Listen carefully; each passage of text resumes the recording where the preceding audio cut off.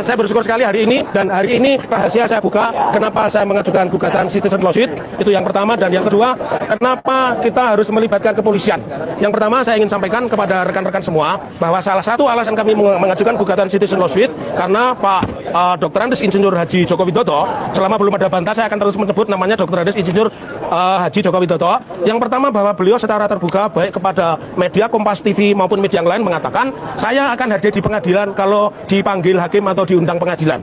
Nah, hari ini jadwalnya tanggal 6 Januari 2026 ya, perkara perdata nomor 211 PDTG PNSKA 2025 tegas jadwalnya adalah pembuktian dari pihak tergugat. Nah, otomatis dengan adanya gugatan CLS kami berharap Pak Jokowi dengan kuasa hukumnya, syukur-syukur Pak Jokowi sendiri hadir. Tetapi melihat suasana pengamanan sangat standar begini, saya meyakini dua hal. Satu, Pak Jokowi tidak hadir. Yang kedua, ijazahnya juga tidak akan ditunjukkan karena ijazah menurut Pak Jokowi itu kan sesuatu yang sakral begitu ya.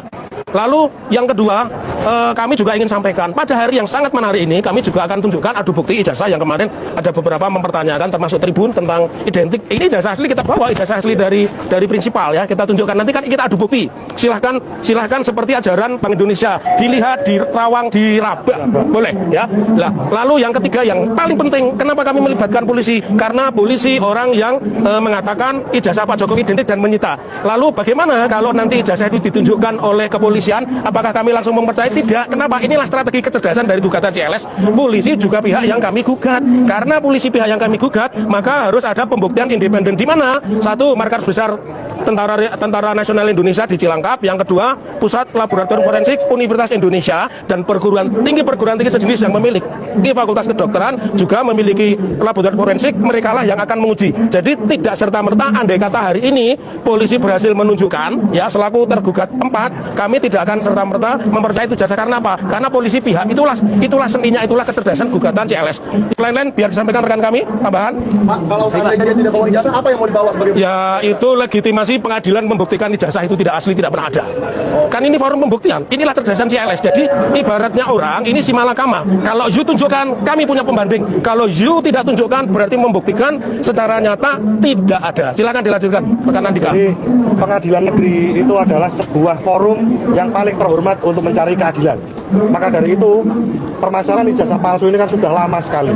Ketika kami menggugat, ini akan menunjukkan seterang-terangnya bahwa hari ini, kemarin, kemudian besok dan seterusnya itu akan dilakukan pembuktian. Maka dari itu disinilah kita nanti akan adu bukti. Ya, oke teman-teman, selamat datang kembali. Dan ini Jokowi, kisah panggilan Jack saat KKN di Boyolali. Nah, teman-teman, ya ini adalah panggilan baru yang baru saja kita dengarkan dari kesaksian dari saksi di kasus ijazah Pak Jokowi bahwa saat KKN itu panggilan Jokowi adalah Jack, bukan Jokowi. Nah, tentu teman-teman sudah mendengarkan apa yang dikatakan oleh teman yang mengaku teman dari Pak Jokowi ketika KKN, dan katanya ketika itu ya baru mereka kenal dengan Jokowi, dan setelah KKN 3 bulan itu ya mereka tidak lagi ya punya kontak dengan Jokowi atau tidak memiliki komunikasi lagi dengan Pak Jokowi. Oke, teman-teman, sejumlah fakta muncul dalam sidang gugatan citizen lawsuit ijazah Presiden Republik Indonesia ke-7 Joko Widodo Jokowi di Pengadilan Negeri Surakarta Solo, Jawa Tengah pada Selasa 3 Februari 2026. Sidang menghadirkan 3 saksi yang 2 diantaranya adalah teman Jokowi saat kuliah kerja nyata KKN di Desa Ketoyan, Kecamatan Wonosegoro, Kabupaten Boyolali. Kedua teman KKN Jokowi yang dihadirkan adalah Rije Wijaya dari Fakultas Biologi Universitas Gadjah Mada UGM serta Yohana Barmans ya Sudarwati dari Fakultas Hukum UGM. Satu saksi lainnya yang dihadirkan adalah Mukarno, anak kepala desa Ketoyan saat Jokowi KKN di daerah itu. Nah, teman-teman, memang kasus ijazah Pak Jokowi ini ya ada saja hal-hal yang baru yang kita temukan, yang kita dapatkan teman-teman, baik itu dari kesaksian ya para saksi yang dihadirkan seperti ya yang mengaku teman Jokowi saat KKN ini, maupun juga dari pihak ya penggugat citizen lawsuit. Dan kalau kita melihat ya di kubu Roy Suryo CS teman-teman, maka ya tentu kita tahu bersama apa saja hal-hal yang didapat, apa saja hal-hal yang ditemukan oleh Roy Suryo CS. Saya ya, ini pernyataan mereka teman-teman. Saya mengenal Pak Joko Widodo sejak tahun 1985 ketika KKN di Desa Ketoyan. Nah, artinya bahwa mereka kenal dengan sosok Jokowi di situ adalah hanya ketika saat KKN saja. Ya mungkin proses perkuliahan karena beda jurusan, beda fakultas teman-teman, maka mereka tidak saling mengenal satu dengan yang lain.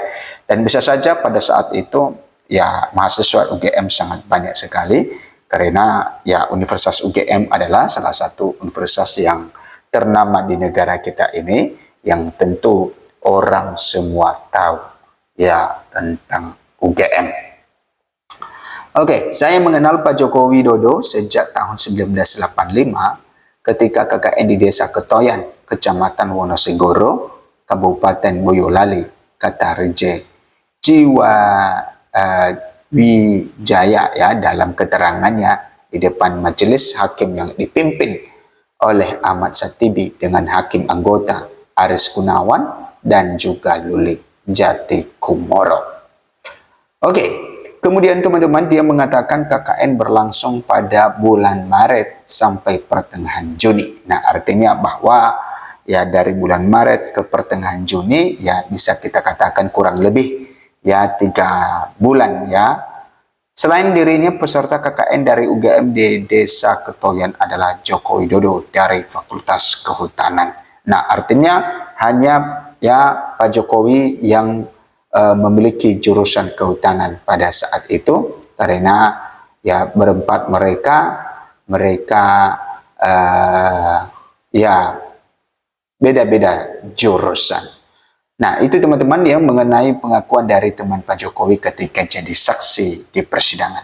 Nah, kita lanjut debat kuasa hukum Jokowi versus penggugat warna sidang CLS ijazah Jokowi di Solo. Ya, sidang citizen lawsuit ya gugatan ijazah Jokowi sempat diwarnai perdebatan.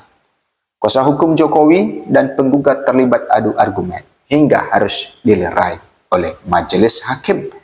Perdebatan terjadi saat sidang beragendakan keterangan saksi dari tergugat satu, yaitu 2 teman Jokowi saat KKN di Desa Ketoyan, serta anak dari kepala desa yang menjadi menjabat waktu Jokowi mengikuti KKN.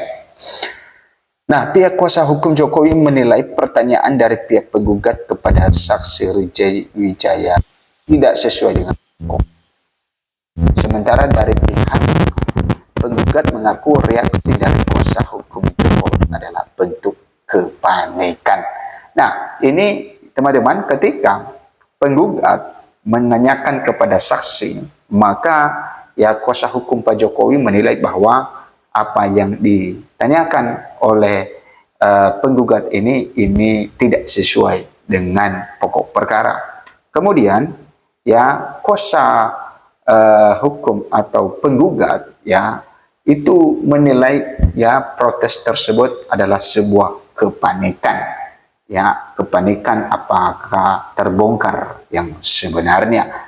Nah, tentu ya mereka berdebat di sana teman-teman, dan kita masih belum ya memastikan siapakah pemenang dalam hal ini.